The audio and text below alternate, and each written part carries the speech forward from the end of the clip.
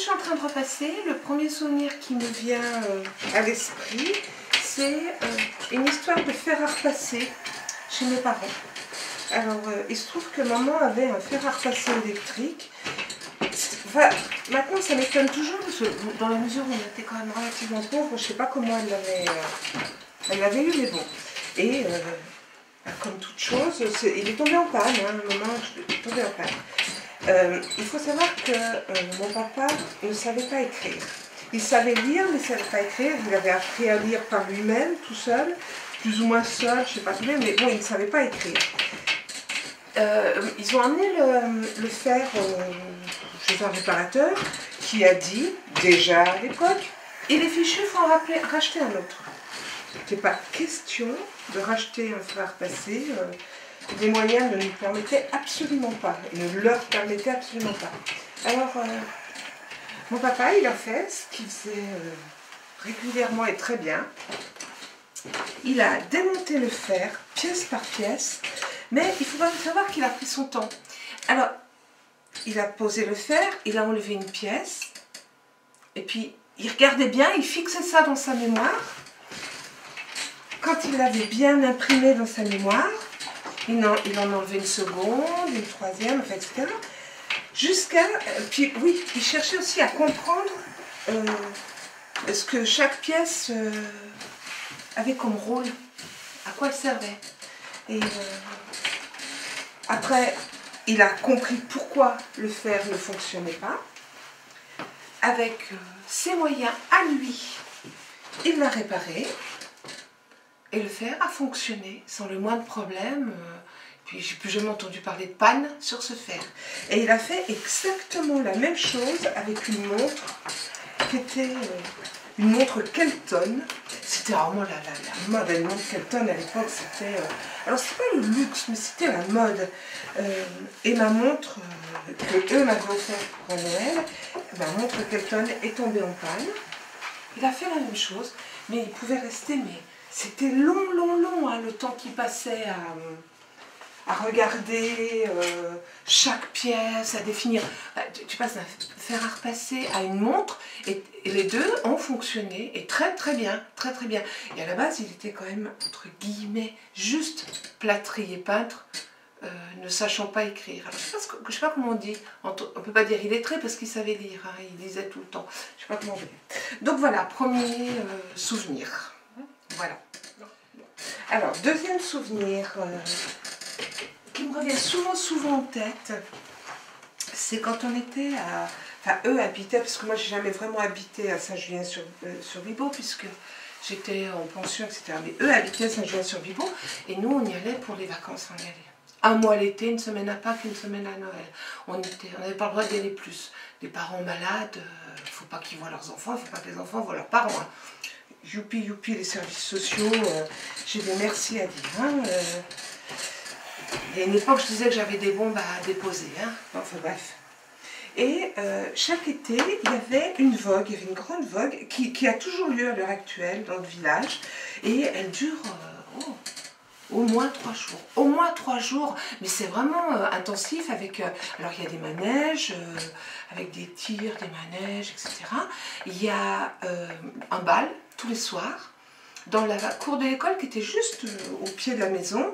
Et puis il y a aussi la course à loi, que j'expliquerai un peu après, mais bon. Et donc, il y avait un soir, il y avait donc le bal, et mon frère et moi, on était devant la maison en train de regarder les gens qui passaient et tout. Et juste derrière moi, derrière nous, il y avait mes parents. Et à l'époque, j'étais pas sourde. Donc j'ai très bien entendu maman qui disait à mon papa: « Oh, nos enfants, regarde, c'est quand même les plus beaux. Hein. » Parce qu'il y avait tous les jeunes du village et puis même d'alentour qui étaient autour. Et puis mon papa dit: « Ah ouais, ils sont vraiment magnifiques. » Et il ne savait pas du tout qu'on les entendait. Hein. Et ça m'est toujours... Alors, ça m'est resté parce que j'ai toujours fait comme si... j'avais pas entendu, j'aurais jamais dit d'ailleurs, je crois, jamais dit, voilà. Alors, la course à loi, c'était un truc, enfin moi je trouve, bah, ça, il y en a, j'ai vu un article il n'y a pas très longtemps, qui était paru, je crois que c'est sur le Progrès, qui en parlait de cette course à l'oie. C'est-à-dire qu'il y a une oie, je précise, morte, qui était suspendue dans la grande rue. Est-ce que tu vois la rue du village? Donc d'une maison à l'autre, elle était suspendue. Et il y a des cavaliers qui montaient à cru sur les chevaux de trait du coin, qui couraient puis qui devaient essayer d'attraper l'oie. Mais elle était bien attachée, donc il fallait l'arracher. Voilà. Ça donnait vraiment... ça pouvait durer un bon moment. Puis c'était quand même très festif. Hein. Donc cette vogue était et je crois, est toujours quelque chose de relativement... c'est joyeux, c'est champêtre, c'est sympa. Et puis alors, donc il y avait un bal. Il y avait un bal qui durait donc 3 jours. Je sais que l'entrée devait être gratuite, je pense pour tout le monde. Et c'est là que mon papa m'a appris à danser la valse. Et il était fier de danser avec sa fille.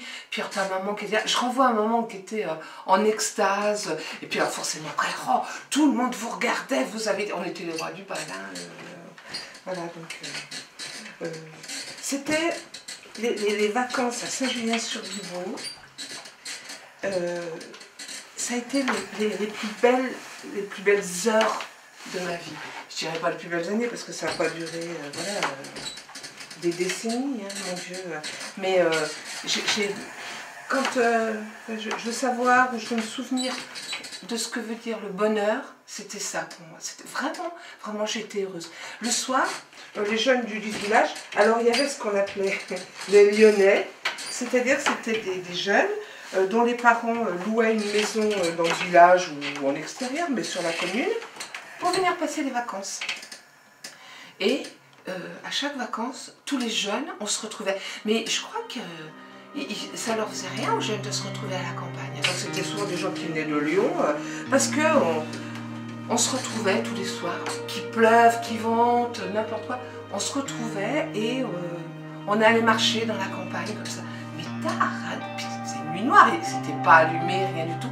Et on discutait, on rigolait. Il y avait rien de...